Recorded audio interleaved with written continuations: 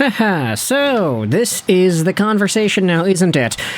It's always, sign or trade. Sign or trade when it comes to this Vancouver Canucks forward. But what if the Vancouver Canucks did both? Today, we are talking once again about Kiefer Sherwood of the Vancouver Canucks, and what Chris Johnston wrote out there on his latest article on The Athletic of the NHL trade board from 2 days ago.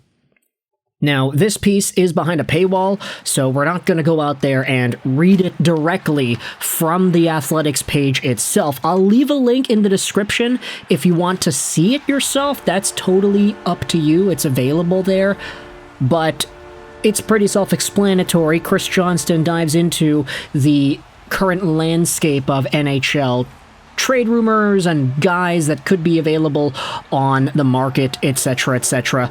The graphic is cool. It's got Braden Shen, Rasmus Andersson, Steven Stamkos, all guys that we have heard before in various trade discussions. But in order to help us out with what it is Chris Johnston writes about in regards to our guy, Chief Keef, we'll go over onto an article posted on CanucksDaily.com by Edward Jackson. We're using this article just because it has the Chris Johnston quote within. It's pretty straight up there. This Canucks Daily piece talks about how Vancouver Canucks GM Patrick Allvin is going to have some tough decisions to make regarding Kiefer Sherwood, with the two sides engaging in extension talks over the summer, but not having done that since the season began. The team is reportedly a bit hesitant about what it'll cost to keep him around. There's a little bit of hesitation. If he keeps this up, he's probably in the $4 million or $5 million range, depending on the term, Pagnotta said.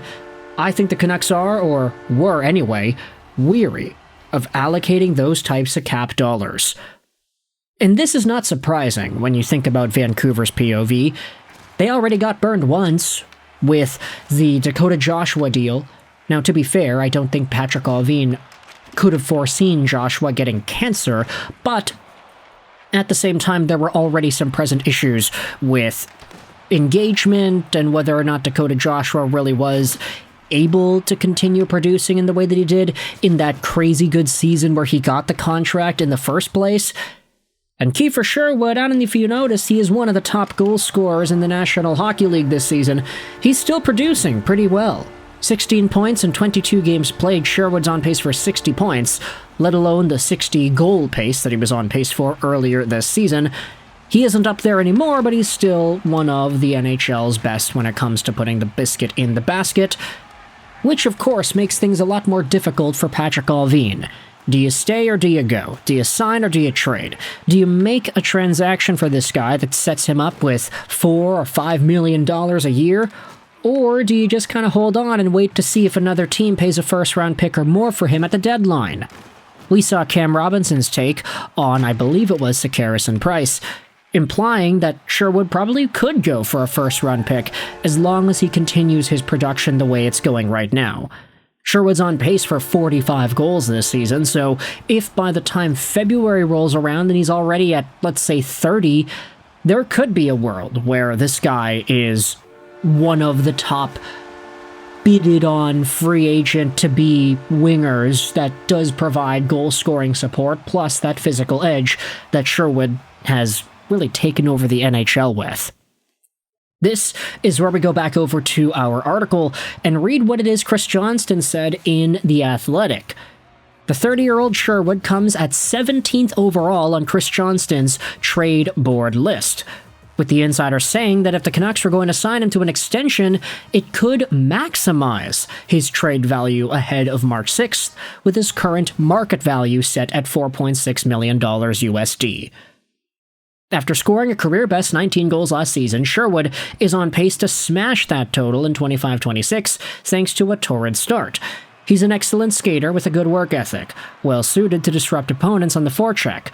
The Canucks haven't shown any inclination to sign the pending UFA to an extension, but signing him with a new contract in place would maximize his trade value. And so with that in mind, I kind of look at it as more of a sign and trade situation. Maybe not in the exact same way that we have seen other sign and trades go down. It's not like this is Mitch Marner, where the guy wants 8 years and he can only get 8 years if he gets the contract from the first team he is on. It's not like Matthew Tkachuk, where the Calgary Flames would be doing the negotiation and the signing on behalf of Florida. It just seems more so like, hey, if Patrick Allvin wants to give Sherwood's new home a little bit of certainty that this guy's going to stick around, maybe sign him to a $4.5 million deal, and then trade him while his value is still up there, and when a team can confidently look at him and say, yeah, no, that guy's going to be in our organization for a while, he's not just a rental, he's a legitimate piece that can be a middle six contributor whilst providing that physical element. Sherwood is one of the NHL's unicorns at this point. His combination of pace, his agility, his skating, his tenacity, his goal scoring, and his hands in tight, all combined with how hard he plays the game, it makes for a very enticing package. For a team like Edmonton, for example, who could use a little bit more of that support scoring-wise on the wing, and who have placed an emphasis on getting guys who can play that dog-like aggressive style, that would be a really interesting fit. With their cap situation, they'd probably be able to handle him a little better if they got a contract to go along with him, not just him himself as a free agent to be. I'm not directly saying the Oilers would be the team, but it has been reported that the Oilers do like Sherwood, and they're also apparently interested in Evander Kane too. So, yeah, just take all the Canucks forwards that happen to play a physical game and send them over to the Oil. But either way, Chris Johnston brings up a very good point here. For the Vancouver Canucks, they could maximize the value if they were to make a contract extension go down. I do kind of wonder, though, because for Canucks fans, I think the entire debate has been stay or go, sign or trade. The idea of both happening would just throw everybody off completely for a loop, because it'd be like, all right, well, Sherwood signed, let's go, $4 million a year, 4.2, 4.3 million bucks a year. This is a guy who's going to be a Canuck for a long time, and he'll be a fan favorite in the same way that Tyler Mott was a fan favorite, for example. Only for the Canucks to trade him away right after for a really good return, let's say a first-round pick and another really interesting B-plus tier prospect. I think that would totally throw us fans for a loop, and it would really get us double clutching on where this team is going direction-wise.